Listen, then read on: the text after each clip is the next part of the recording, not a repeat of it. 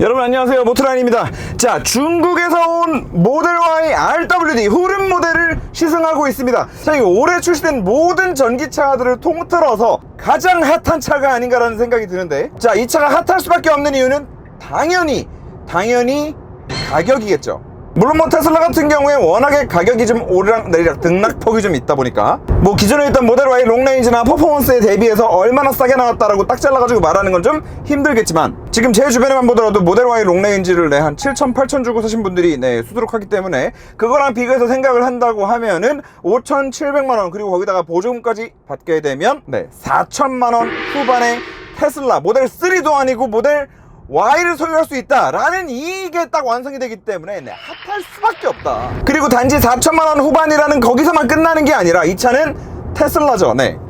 오토파일럿이 있잖아요. 물론 개인적으로 느끼기에 이제는 뭐 벤츠나 BMW 같은 경우도 많이 따라잡아서 이 주행보조 장치를 고속도로에서 사용하는 환경에서는 사실 이제 뭐 벤츠나 BM이 더 오히려 편하게 느껴질 때도 있는데, 그런 상황까지도 이제 많이 발전해 오기는 했지만 그 주행보조 장치 성능의 비교 영역을 고속도로에서 넓혀서 일반 도로까지 적용을 시킨다라고 하면은 여전히 압도적인 1등을 보여주고 있는 테슬라이기 때문에 4천만원 후반에, 그것도 SUV죠. SUV에 테슬라라는 브랜드 이미지에 거기다가 오토파일럿까지 사용할 수 있는 그런 차다 보니까 인기가 많을 수밖에 없는, 이게 좀 파격적일 수밖에 없는 그런 생각을 좀 해보는데, 자, 그렇다면 이제 장점이 뭔지는 우리가 확실히 알았기 때문에 얘가 가지고 있는 단점은 어떤 게 있을지에 대해서 오늘 제가 하나씩 느껴지는 대로 제 기준에서 말씀을 드려보다 보면은 한 편이 완성되지 않을까라는 생각을 해보면서 시작을 해보겠습니다.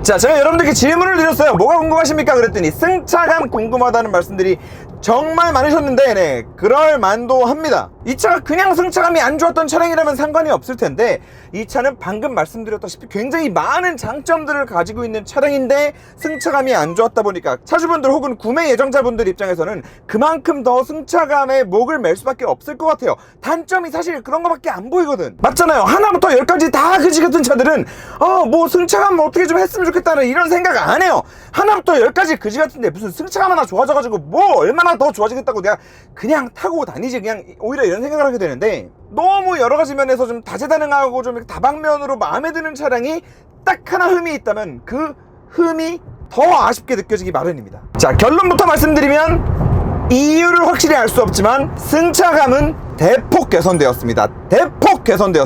그리고 두 가지 영역에서 잘라서 말씀을 드려야 될 것 같은데, 일단 지금 이런 타당, 방금 거의 우리가 도로를 다니다 보면 이런 미세한 요철들이 정말 많아요. 눈으로는 보이지도 않는, 눈으로는 이 업앤다운이 느껴지지도 않을 정도의 아주 조그만 요철들 있죠. 그리고 이런 거 있잖아요. 도로 가다 보면 비 많이 오고 그러면은 파여가지고 도로 땜빵 해놓잖아요. 그렇게 도로 땜빵 해놓은 거, 눈으로 이렇게 업앤다운이 보이지 않는데 우리가 이렇게 타닥하고 밟고 지나가면 느껴지잖아요. 자, 일단 기본적으로 저런 영역에서 이런 잔요철들을 좀 부드럽게 쳐내는 능력이 굉장히 좋아졌습니다. 원래 모델 Y는 지금 요런 따당 요런 것들 바닥에서 치면 여기가 같이 울려요. 바닥에서 치면 여기를 같이 쳐. 지금 요런 또 여기 땜빵 해놓은 것들도 마찬가지고, 기존의 모델 Y는 사실 요런 영역에서 이 실내로 진동을 정말 많이 올려주는 차량이었다 보니까 단지 큰 범프를 만나가지고 몸이 높이 떨어질 때 허리 아파, 이거 말고 이걸 제외하고서라도 사실 그 울림과 잔진동이 계속 올라와가지고 머리를 계속 따다다 때리는 이런 것 때문에 사실 승차감이 너무 안 좋아가지고 운전하기 힘들고 동승하기 힘들고 뒷자리가 힘들다라는 얘기를 많이 했던 거거든요. 그런데 지금 공기압도 보시면 44거든요. 44. 일부러 공기압을 빼놓은 게 아니에요. 규정 공기압대로 44 PSI를 지금 다 맞추고 있는 상태에서도 이런 승차감을 보여준다는 거죠. 자, 그런데 제가 방금 전에 이유는 모르겠지만이라고 말씀드렸잖아요. 원인을 모르겠어요. 그래서 저는 이렇게 승차감이 좀 바뀐 거를 보고 처음에는 그런 생각을 했어요. 이게 배터리가 롱레인지 대비 조금 들어가잖아요. 롱레인지보다 배터리가 작은 게 들어가다 보니까 그만큼 차가 가벼워져서, 그만큼 가볍기 때문에 지금 승차감이 더 부드럽다라고 느끼는 건가 생각이 들어서 공차 중량을 봤는데 거의 차이가 안 나더라고요. 거의 차이가 안 나요. 이게 비슷한 배터리 사이즈를 가지고 있던 모델 Y 스탠다드 모델 있죠. 스탠다드 모델 같은 경우에는 실제로 공차 중량이 좀 낮아지기는 했었습니다. 걔는 1750까지 내려갔었나 그래요. 그런데 지금 얘 같은 경우에는 그 모델 Y 스탠다드 후륜구동 모델과 비슷한 배터리 사이즈를 가지고 있음에도 공차 중량이 1910이에요. 그래서 한 150 정도가 차이가 난단 말이죠. 그리고 이 무게는 모델 Y 롱레인지랑 비교를 해서도 사실 크게 차이가 나지 않는 부분이다 보니까 요 정도 무게 차이 가지고 무게 때문에 공차 중량 때문에 승차감이 달라졌다라고 얘기하기에도 좀 무리가 있다고 보여요. 그래서 제가 생각하는 이제 첫 번째 가능성은 실질적으로 서스펜션 튜닝이 바뀌었다. 요거 하나를 먼저 추론을 좀 해볼 수 있는데 사실 무게를 많이 실어주고 싶지는 않습니다. 왜냐면은 테슬라가 별로 이렇게 승차감에 이렇게 예민하게 생각하는 것 같지가 않아요. 승차감을 위해서 서스펜션 튜닝하면서 뭐 거기다가 쓸 돈 있으면은 야, 저기 개발자 한 명이라도 더 뽑아가지고 오토파일럿이라도 조금이라도 더 고도화 시킬 회사가 아닌가. 제가 생각하는 테슬라는 그래요. 하지만 어쨌든 이거는 뭐 아무도 모르는 거기 때문에 일단 첫 번째로 서스펜션이 실제로 바뀌었을 가능성, 개선이 됐을 가능성이 하나 있다. 그리고 두 번째 가능성에 대해서는 사실 좀 타이어 말씀을 드려야 될 것 같아요. 이게 공교롭게도 저기 마제스티 그 TA91이 들어가 있는데, 마제스티가 들어가 있는데, 저 타이어는 제가 금호 타이어에서 이제 돈 받고 광고도 한번 찍었었어요. 그런데 광고를 촬영할 때에도 정말 제가 느껴지는 대로 그때 그런 말씀을 드렸었거든요. 모델 3에 원래 이제 미쉐린 순정이 들어가 있었는데 타이어 하나 바꿨다고. 그리고 심지어 휠이 인치업 됐었는데 인치업 된 만큼 타이어는 오히려 더 얇아졌었는데도 특히나 그 잔요철이 정말 많이 부드러워졌었거든요. 타이어 하나 바뀌었다고. 그래서 사실은 그 가능성을 배제할 수 없다. 여러분, 타이어 때문에 승차감이 정말 많이 바뀌어요. 정말 많이 바뀌어요. 그리고 이제 전기차들 같은 경우에는 규정 공기압 자체가 다 높잖아요. 일반 내연기관차 같은 경우에는 44 psi라 그러면 놀래요. 그런데 전기차들은 이게 규정 공기압 자체가 이렇게 높단 말입니다. 이런 식으로 공기압을 빵빵하게 하고 다닐 때는 사실 승차감에 더 안 좋은 영향을 많이 미칠 수밖에 없겠죠. 그러다 보니까 이런 악조건일수록 타이어가 어떤 타이어냐에 따라서 저는 승차감에 타이어가 미치는 영향은 사실 더 커질 거라고 보거든요. 아무튼 그래서 그 두 가지 가능성이 있을 것 같고, 이 큰 요철들 있죠. 방금은 이제 이런 자잘한 이런 자잘한 요철들에 대해서만 이제 말씀을 드렸는데, 이런 큰 요철들에 있어서도 승차감이 많이 변했습니다.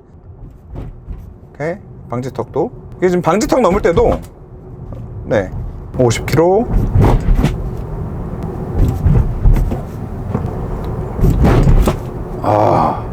이런 큰 방지턱들을 요 정도 속도로 지금 한 40-50km 정도 되는 속도를 이렇게 투둑 치고 넘었을 때도 이전 모델 Y였다면 진짜 정말 차 안에 이제 부셔질 정도로 큰 충격이 위아래로 꽝꽝 치고 이렇게 올라왔어야 되는데 꽤나 서스펜션 단에서 많이 부드럽게 좀 상쇄를 시키거든요. 그리고 사실 또 이제 이런 큰 범프를 지날 때 요 느낌만 봐서는 이거 타이어 빨만은 아닌 것 같다. 서스펜션도 분명히 이거는 개선이 있었던 것 같다. 아니면 뭐 서스펜션은 서스펜션대로 타이어는 타이어대로 지금 두 가지가 다 바뀌면서 승차감에 좀 이런 좋은 영향을 만들어낸 게 아닌가라는 생각도 들고요. 물론 이제 한 가지 아쉬운 거는 지금까지 말한 건 이제 다 위아래에 대한 진동인데, 머리가 좌우로 흔들리는 진동 있죠. 그러니까 한쪽 바퀴만 요철을 넘었을 때 좌우 바퀴가 이렇게 비틀어졌을 때 차는 당연히 좌우로 흔들리게 되는데, 이런 식으로 한쪽만 맨홀을 밟아도 마찬가지고 한쪽만 방지턱을 넘어도 마찬가지고 차 안으로 이제 좌우로 유입되는 롤을 얼마나 잘 막냐, 요것도 또 승차감에 굉장히 큰 영향을 미치는 요소인데, 요 부분은 사실 기존에 우리가 원래 알고 있던 모델 Y 정도의 느낌이다 라고 말씀을 드리면 딱 적당할 것 같아요. 자, 그리고 고속 범프, 고속 범프도 확실히 좋아졌어요. 그러니까 이게 타보면 타볼수록 타이어 혼자만의 힘은 아닌 것 같다는 생각이 좀 계속 더 들기는 합니다. 이게 지금 저희 항상 테스트하는 저 고속 범프인데, 한번 떴다 떨어지고 나서 이걸 잡아내주는 한 2-3번 정도의 그 잔 바운스가 생기거든요. 원래 모델 Y는 이런 거 없었거든요. 딱 떴다가 빡 찍고 그냥 갔거든. 네, 그래서 이 서스펜션 세팅과 관련해서는 정리를 좀 하면 좀 이런 잔진동들 있죠. 잔진동, 그리고 이 서스펜션이 크게 범프를 먹었다가 리바운드 되는 이런 상황, 그리고 이제 뭐 속도에 따라서도 방지턱 천천히 넘을 때도 마찬가지지만 고속으로 달릴 때도 전반적으로 굉장히 많이 개선이 됐는데, 그래서 현대기아로 따지면은 어느 정도라는 거냐, 이것도 뭐 궁금하실 수 있어요. 정확하게 딱 비교를 해가지고 말씀드리기는 힘들겠지만, 정말 이건 정말 어디까지나 철저하게 주관적인 느낌으로 아이오닉 5, EV6, 뭐 GV60 정말 많이 타봤으니까 이 좌우측에 엇박자로 치고 들어오는 진동이 생겼을 때, 혹은 한쪽만 범프를 확 먹었을 때 머리를 좌우로 흔들어 제끼는 그 롤을 컨트롤하는 영역에 있어서는 사실 여전히 그들에 비해서는 다 떨어집니다. 꼴등이에요. 하지만 이 양쪽 바퀴가 동시에 먹는 범프, 이제 방지턱 같은 구간에서는 사실 그 EV6만큼은 따라오지 않았나. 네. 그리고 요런 잔유철들 같은 경우에도 물론 뭐 아이오닉 5, EV6에 비하면 여전히 떨어지는 거는 맞지만, 이제는 뭐 그렇게 한참 확 떨어져가지고 야 이건 너무 불편해서 못하겠다라는 말이 나올 수준은 아닌 것 같다. 굉장히 좀 놀라운 부분이 아닌가라는 생각이 들고, 싱글 모터죠. 그리고 기존에 원래 있던 싱글 모터 모델 Y 스탠다드에 비해서도 제로백이 줄어들었습니다. 줄어들어서 얼마냐? 야 6초대가 나오는데, 요 6초대 제로백을 가지고 이제 이거 혹시 너무 느려가지고 불편하진 않은가요? 라는 또 질문을 해주시는 분들도 계시던데, 일단 결론부터 말씀드리면은 절대 이 차를 타고도 악셀을 끝까지 밟고 다닐 일이 없을 겁니다. 지금도 한번 보세요. 5, 6, 7, 8, 9, 10, 11. 아니 뭐 이 이상을 쏘고 다닐 일이 무엇이 있으며, 저는 심지어 얘보다도 출력이 한참 낮고 제로백도 한참 더 느린 코나 EV 2세대 같은 경우도 시내 주행을 하고 다니기에는 전혀 부족함이 없다라고 얘기를 했었거든요. 그렇기 때문에 이거는 실제로 가속력도 충분할 뿐더러 이렇게 운전할 일도 없다. 그리고 이제 기존 모델 Y 스탠다드에 비해서 제로백이 좀 느려진 거는, 아까도 말씀드렸지만 얘가 기존 스탠다드, 그러니까 리튬이온 배터리가 들어가 있던 애보다는 배터리 사이즈가 비슷함에도 불구하고 공차 중량이 150kg 정도가 더 무겁습니다. 그래서 그게 일단 1차적으로는 작용을 할 거고요. 그리고 이 LFP 배터리 같은 경우에는 충전 속도가 느린 만큼 방전 속도도 느립니다. 그러니까 배터리는 충전 속도는 빠른데 방전 속도는 느린 배터리는 없어요. 거꾸로 뭐 충전 속도는 느린데 방전 속도만 빠른 배터리도 존재하지 않습니다. 그 충전 속도가 빠른 만큼 끄집어내다가 쓸 수 있는 속도도 빠르다라고 생각을 해주시면 되는데, 뭐 그런 차원에서 생각을 한다고 했을 때 얘가 리튬이온 배터리에 비해서 충전 속도가 느린 건 뭐 다 아는 사실이실 텐데, 그냥 뭐 그런 만큼 출력을 끄집어다 내는 속도가 느리다 보니까 뭐 그만큼 출력을 뭐 더 죽여 쓸 수도 있을 것 같고, 하지만 이랬거나 저쨌거나 그거는 중요한 게 아니다. 스탠다드를 떠나서 모델 Y 롱레인지랑 비교를 한다 하더라도 이거는 일상 영역에서 운전을 하고 다니는데 전혀 뭐 큰 차이를 느끼지 못하는 부분이라고 저는 생각을 합니다. 그리고 제가 봤을 때 이 차에서 좀 중요하게 봐야 되는 포인트는, 모터가 뭐 두 개에서 하나가 됐느냐, 뭐 배터리가 뭐 리튬 이온에서 인산철로 바뀌었느냐, 그래서 뭐 출력이 어쨌느냐, 뭐 이것보다도 사실은 모터가 하나가 됨으로 인해서 혹시 회생제동의 강도가 좀 약해지지는 않았는가, 사실 저는 이제 가장 궁금했던 포인트인데, 이건 여러분들께 그냥 있는 사실 그대로를 좀 말씀을 드릴게요. 제가 지금까지 테슬라의 이 원페달 드라이빙을 강제하는 이거에 대해서, 이 너무 강한 회생제동을 무조건 모든 차들에 강제하는 이거에 대해서 어떤 얘기를 해왔는지, 저는 이거에 대해서 어떻게 생각을 한다고 지금까지 말씀드려 왔는지는 여러분들이 많이들 잘 아실 거라고 생각을 합니다. 하지만 제가 여기서 그 얘기를 좀 꺼내기는 뭐해요. 이 차량을 이제 테슬라 코리아에서 빌려주셨기 때문입니다. 사실 자동차 리뷰를 하는 사람이 무슨 말을 하든, 어떻게 느껴지는 대로 뭐 까든 칭찬을 하든 무슨 뭐 막 욕을 하든 어떻게 하든, 아무리 어떻게 해도 신경 안 쓰는 브랜드는 사실 한 대밖에 없다고 생각을 했었는데, 테슬라도 굉장히 그런 좀 쿨한, 깨어있는데 그런 브랜드다라는 걸 이번에 처음 알았습니다. 그래서 이번에 아무튼 시승차를 이렇게 보내주셔가지고 굉장히 좀 감사하게 생각을 하고 있는데, 그러다 보니까 지금 저도 이제 좀 예의상 먼저 이렇게 손 내밀어 주셨는데, 또 예의상 요 영상에서까지 뭐 원페달 드라이빙이 적응을 할 수 있네 없네, 뭐 나는 이건 역시 아니라고 생각해, 이건 적응의 문제가 아니야, 그 얘기는 오늘 조금 줄이고, 과연 이 싱글 모터 모델이 기존의 롱레인지 모델에 비해서 회생제동의 강도가 조금 이제 줄어들었다거나 뭐 한 거는 없는지, 그것만 좀 한번 보면 될 것 같습니다. 그래서 여기 민창이를 불렀고요. 자, 민창이랑 똑같은 속도로 갈 거예요. 민창이랑 똑같은 속도로 가다가 빵빵빵 셋에 악셀 오프를 해보겠습니다.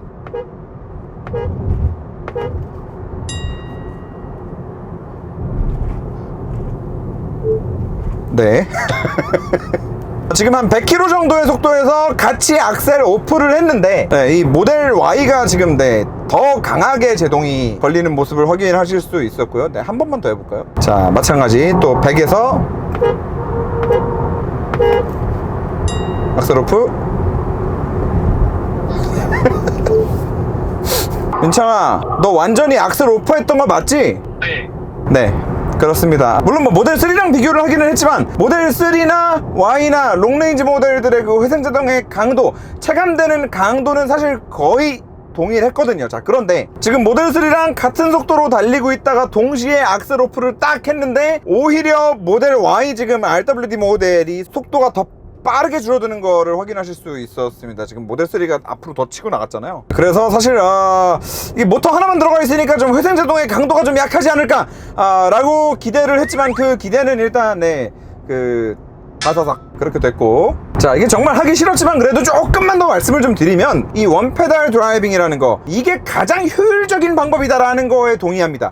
이게 전기차를 운영하는 데 있어서 정말 가장 효율적인 방법일 거예요. 다만 거기에는 단서가 붙습니다. 자꾸 사람이 브레이크에 발을 갖다 대서 브레이크 패드가 로터를 잡아서 거기서 자꾸 그 마찰을 일으켜가지고 차를 세우는 그런 모션이 자주 나올 수밖에 없는 이런 시내주행만 하고 있는 그런 상황에서는 원페달 드라이빙이 무조건 가장 효율적인 방법일 거예요. 맞잖아요. 지금 뭐 이런 순간에도 앞에 차가 있어. 근데 악셀을 그냥 띄면 속도가 알아서 쫙 줄어요. 쭉 줄어가지고 브레이크를 밟지 않아도 될 정도로 속도가 줄어요. 그런데 만약에 이런 상황에 앞에 차가 나왔어. 브레이크를 밟았다라고 생각을 해보자고요. 이 똑같은 제동력을 만들어내기 위해서 브레이크 패드가 로터를 잡았다라고 생각을 해보세요. 그러면 그때 만들어지는 제동력은 사실은 원페달 드라이빙이었다면 이 모터를 통해서 일정 부분 배터리 속으로 다시 전력을 생산해가지고 들어갈 수 있는 그런 기회였던 건데 날려버리는 거잖아요. 그냥 패드로 잡아가지고 마찰 열 일으키고 분진이나 만들면서 그 기회를 날려버리는 거란 말이야. 그렇기 때문에 가다서다를 계속 반복하고 브레이크를 계속 밟아야 되는 이런 시내주행 상황, 차가 막히는 상황에서는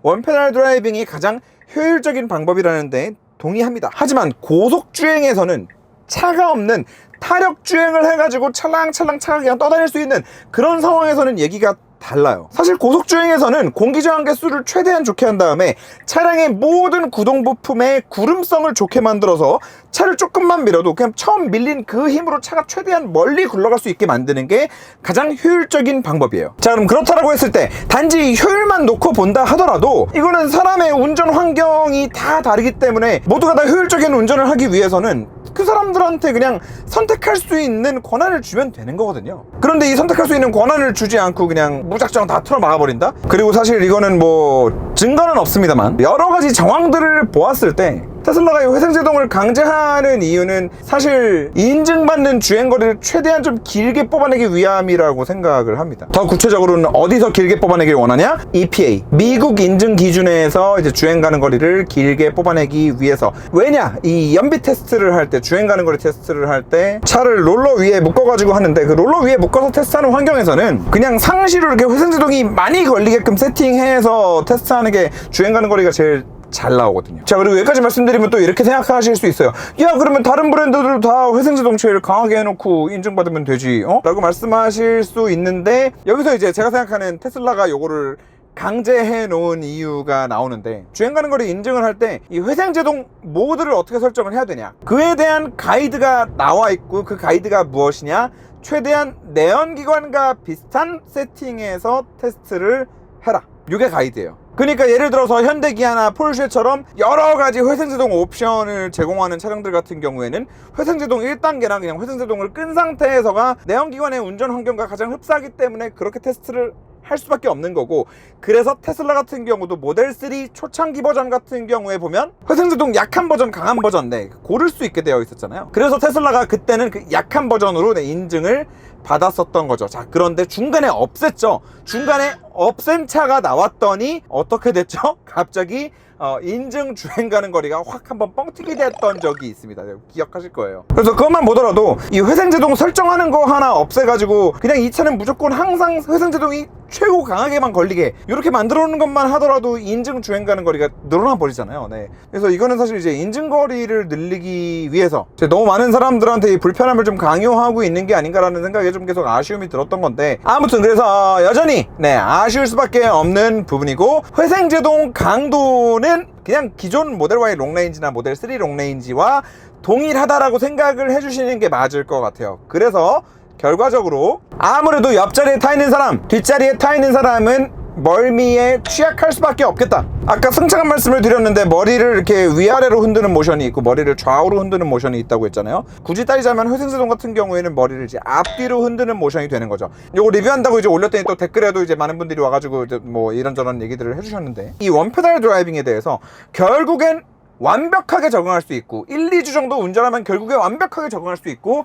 그 완벽하게 적응을 하고 난 다음에는 완벽하게 내연기관차와 동일한 수준의 부드러운 운전이 가능하다라고 하시는 분들이 있으신데, 그런 말을 절대 믿으시면 안 됩니다. 우리가 운전을 하고 다니는 이 도로 환경은 예측 불가능한 상황들이 계속해서 발생합니다. 쉽게 예를 들어서 지금 이 상황 같은 경우에는 충분히 이제 예측 가능한 상황이라고 할 수 있습니다. 그렇기 때문에 이런 상황에서는 굳이 뭐 오토파일럿을 사용하지 않는다 하더라도 발컨으로 정말 내연기관과 동일한 퀄리티의 운전을 할 수 있습니다. 자, 그런데 지금 이런 식으로 가다가 이제 길이 없어져요. 길이 없어지는 도로에서는 우리는 어떻게 해야 되죠? 일단 악셀에서 발을 놓습니다. 일단 악셀에서 발을 놓고 왼쪽에 차가 오는지 확인하고 앞에 차가 빠졌는지를 확인한 다음에 깜빡이를 켜고 천천히 왼쪽으로 합류를 하게 됩니다. 물론 저런 상황에서도 아무 차도 없는 상황이었다라고 하면은 그냥 쓱 보고 계속 악셀 밟고 치고 나가버리면은 문제가 없을 거예요. 하지만 우린 이렇게 운전하고 다니는 모든 상황에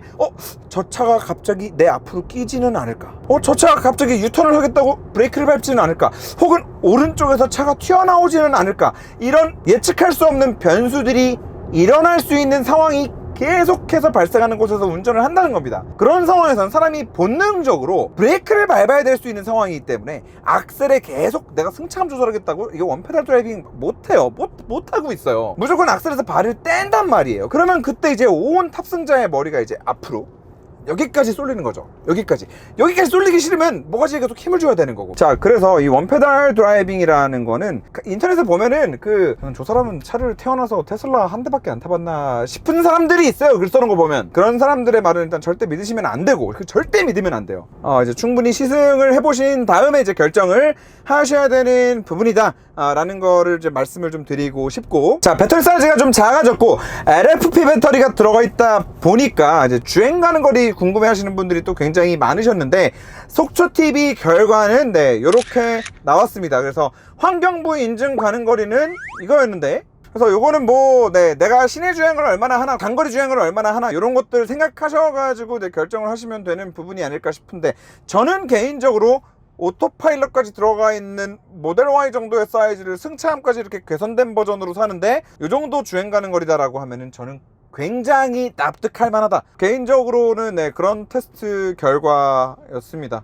궁금하신 분들은 속초TV 영상도 한번 또 참고를 해주시면 좋을 것 같고요. 마지막으로 요거 이제 USS 앞에 그 초음파 센서죠? 그 주차 센서가 없어진 모델이에요. 근데 얘만 뭐 싸게 나온 모델이어가지고 없어진 거는 아니고 최근 모델들이 다 없어지고 있는 추세인데, 요거 관련해가지고 좀 또 이제 댓글들을 좀 많이 달아주셨길래 저희 회사에 그 초음파 센서가 들어가 있는 모델 3가 있거든요. 그래서 그 녀석이랑 같이 좀 주차장에서 어떤 차이점이 있는지를 좀 보여드리면 좋을 것 같습니다. 그래서 저기 테스트 요원들을 내려와 있으라고 했는데, 네, 여기 있죠. 자, 이렇게 두 대를 가지고 테스트를 해보는 걸로 하겠습니다. 얘는 모델 Y RWD, 요거는 모델 3 롱레인지인데 여기에는 USS가 없고 여기는 있어요. 이제 테슬라는 모든 거를 지금 다 이제 비전으로, 시각화 데이터로 모든 걸 다 끝내버리려고 하고 있죠. 자, 일단 앞에 사람이 잘 인식되는지부터 볼까요? 자, 사람 나오나요? 사람? 나와? 자, 사람 나오고, 사람 나옵니까? 자, 사람 잘 나옵니다. 자, 그리고 옆에 사람 나오나요? 자, 둘 다 사람 안 나오는데, 자, 근데 지금 이 상태에서 벌써 하나 다른 게 보이는 게, 얘는 오른쪽 상단에 저기 있는 기둥만 지금 살짝 나오고, 요 옆에 있는 차는 지금 감지를 못하고 있는데, 이 모델 Y 같은 경우에는 지금 오른쪽에 모델 3를 지금 감지해가지고 보여주고 있죠. 물론 그게 정확한지는 잘 모르겠지만. 자, 앞으로 한번 이동해 보도록 하겠습니다. 자, 천천히 더 스탑. 그럼 어떻게 됐어? 정지. 박았네? 네. 이거 몇 cm야? 56cm. 야, 진짜 딱 56cm 정도 돼 보여. 자, 그럼 이 상태에서 혹시 모델 3에서는 모델 Y까지 이 옆면의 거리도 나와? 지금 Y는 옆에 감지해? 감지는 하고 있어. 내가 가면 달라지나? 옆에 가면은 차가 인식해. 내가 옆에 가면 차를 인식한다고? 자, 그래서 여기까지만 보면은 확실히 지금 이 초음파 센서가 있는 애가 앞을 좀 정확하게 감지를 하고, 이 모델 Y 같은 경우에는, 이게 USS가 없는 모델 같은 경우에는 앞쪽을 아무래도 좀 이렇게 세밀하게 체크하지는 못하는 것 같은데, 후진도 한번 해볼까? 야, 뒤로 돌아봐, 뒤로.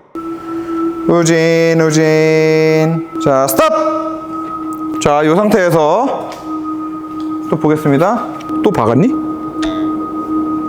박았네. 너는? 거의 뭐 아직. 이거 왜 이러냐 이거. 더 가봐. 오케이. 자, 뒤로. 모델 3 뒤로. 얘는 정확하네. 굉장히 정확하네. 그런데 마찬가지로 지금 뒤로 주차를 할 때도 모델 Y는 뭔가 좀 이 옆차를 같이, 옆차와의 거리도 좀 함께 잡으려고 하는 그런 움직임들이 좀 보이는데, 모델 3 같은 경우에는 그냥 딱 뒤에만 감지하고 있는 그런 모습이 보이네요. 요거 운전하고 다닐 때도 조금 궁금한데, 나 한 바퀴만 따라와라. 자, 주차할 때는 USS가 없으니까 확실히 좀 부족한 모습을 보이는 것 같고, 한 가지 흥미로운 거는 지금 이 USS가 없는 모델 Y 같은 경우에는 전진하거나 후진해가지고 주차를 할 때 단지 단지 뒤만 보여주는 게 아니라 이런 식으로 지금 이 옆에 얼마나 공간이 남았는지를 항상 같이 보여주더라고요. 윤창아. 네. 지금 오른쪽 좌우에 뜨니? 오른쪽은 뜨는데 왼쪽은 안 뜨고 있어요. 그래. 여기 벽에 딱 붙여서 올라와봐. 오른쪽 벽 뜨니 지금? 벽이 뜨진 않고 그 표시로 그냥 빨간색만 떠 있어요. 그래. 그럼 이게 그냥 USS가 없으니까 단지 주차할 때만 달라지는 게 아니라 이렇게 도로 환경에서도 좌우의 폭을 계속 표시해주네. 자, 지금도 보시면 왼쪽에 벽이 생겼어요. 자, 이제 여기서도 왼쪽에 이런 벽이 있는데, 요 벽까지의 거리가 지금 계속해서 실시간으로 계속 체크가 되죠. 민창아, 너 왼쪽에 지금 뭐 뜨니? 벽은 안 뜨고 그냥 그 표시만 떠 있어요. 그래서 방금 보셨겠지만 이 USS가 없이 주변에 있는 사물들을 비전으로, 이 시각화 데이터만 가지고 판단하겠다라는 로직이 들어오면서 뭔가 이 도로를 운전하고 다니는 이 모든 상황에서의 이 센싱하는 방법이 좀 달라진 느낌이에요. 그렇죠. USS가 있는 모델 같은 경우에는 지금처럼 오른쪽에 이 벽에 얼마나 지금 가까이 붙어가지고 가고 있는지를 실시간으로 체크하지 않았거든요. 근데 지금 얘는 하는 모습을 좀 보여주고 있고, 제가 봤을 때 뭔가 이거는 단지 원가 절감의 측면이라기보다는 뭔가 이런 식으로 시각화 데이터를 통해서 이 굉장히 근거리에 가까이 붙어 있는 사물들이나 근거리에 가까이 붙어 있는 구조물들, 사람들을 이 주행보조 장치를 작동하는 데 사용하는 이 카메라들로 다 일어나 해가지고 센싱을 하겠다. 그리고 이렇게 하는 게 결과적으로는 나중에 이게 고도화돼 가지고 좀 더 올라갔을 때 완전 자율주행으로 가고 있는 회사잖아요, 테슬라는. 그 자율주행으로 가는 데 있어서는 어쩌면 이렇게 근거리에 아주 가까이 붙어 있는, 근거리에 붙어 있는 것들조차도 시각화 데이터로 판단을 하겠다. 그리고 이렇게 해야만 자율주행이라는 게 단지 고속도로에서만 사용하는 게 아니라 시내에서도, 이렇게 사람들이 많이 돌아다니는 공간에서도 사용을 하고 주차장에서도 사용을 하고, 그렇게 될 수 있다고 생각을 하기 때문에 지금 이렇게 하는 게 아닌가라는 생각이 들어요. 이거는 뭔가 좀 다음 스텝이 있지 않을까. 물론 당장에 주차할 때 저 거리를 파악하는 기능은 좀 떨어진 게 맞기는 한데요. 사실 주차할 때 난 40cm 남았으니까 여기서 멈추고 조금 35cm까지만 더 앞으로 갔다가 3cm만 더 뒤로 가야지, 이렇게 운전하시는 분들은 없잖아요. 사실 그 숫자를 본다기보다도 사이드미러를 기본적으로 보고 그 다음에 보조적인 수단으로 뒤쪽 후방 카메라 정도를 보면 되는 거라서 사실 저는 이게 뭐 그렇게 크게 중요한가 싶네요. 네, 근데 아무튼 이 카메라를 가지고 근거리에 있는 것들까지 앞으로 다 파악하겠다라는 거는 앞으로 어디까지 고도화될지 조금 기대가 되는 부분이기는 합니다. 자, 아무튼 그렇습니다. 모델 Y RWD LFP 배터리가 들어가 있는 모델, 많은 분들이 좀 관심을 가지고 계시는 모델로 알고 있는데 또 뭐 구매 결정하시는데 도움이 되셨으면 좋겠습니다. 감사합니다.